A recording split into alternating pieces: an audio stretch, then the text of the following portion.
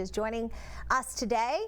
Rob Zawicki, Superintendent of the Schools for the Mount Olive Township School District, and Kara McCormick-Lyons, the AFT Vice President and educator. So let's get right to the questions. The first one coming from Dana, who says, we need a great deal of SEL topics, social emotional learning topics, conversations and discussions. We can't expect academic learning without a conversation about emotions, feelings, and concerns, Rob.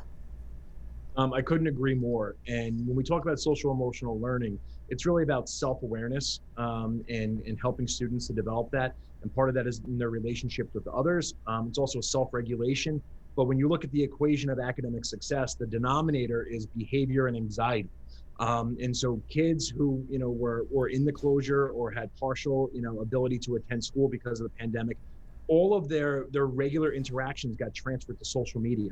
So now we have kids in school, particularly we talked earlier about the middle grades, who, they're not used to that interaction with their peers. So we kind of have to re-educate them on that. And then when we talk about things like active shooters and school security, well, one of the key components of that is good relationship building, that kids belong, that they feel like they belong, and they don't feel ostracized and have resentment towards their peers or their school. Right, because oftentimes after that, so much of the conversation ends up focusing about bullying and things that we're seeing online.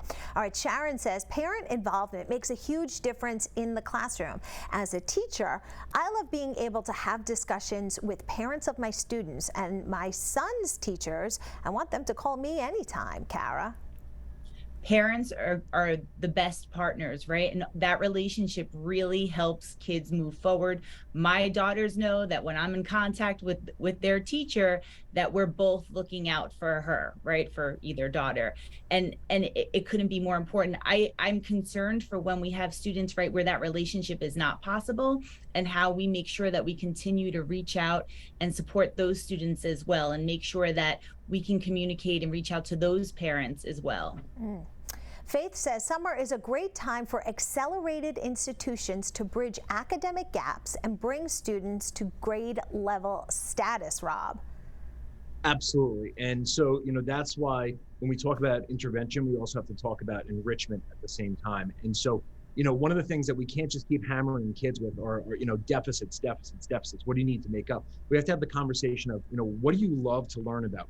What are your future aspirations? And that's why they're going to show up to school, right? They're going to show up to things that are relevant to them, that help them build relationships with where they want to go in life. So it can't just be all intervention and remediation. We also have to give them some activities that help and inspire them to want to learn more. And even when you take like those small family trips and how much they learn from the experience there, that it's maybe learning that they don't recognize as learning. Absolutely. But not every kid has the means to do that.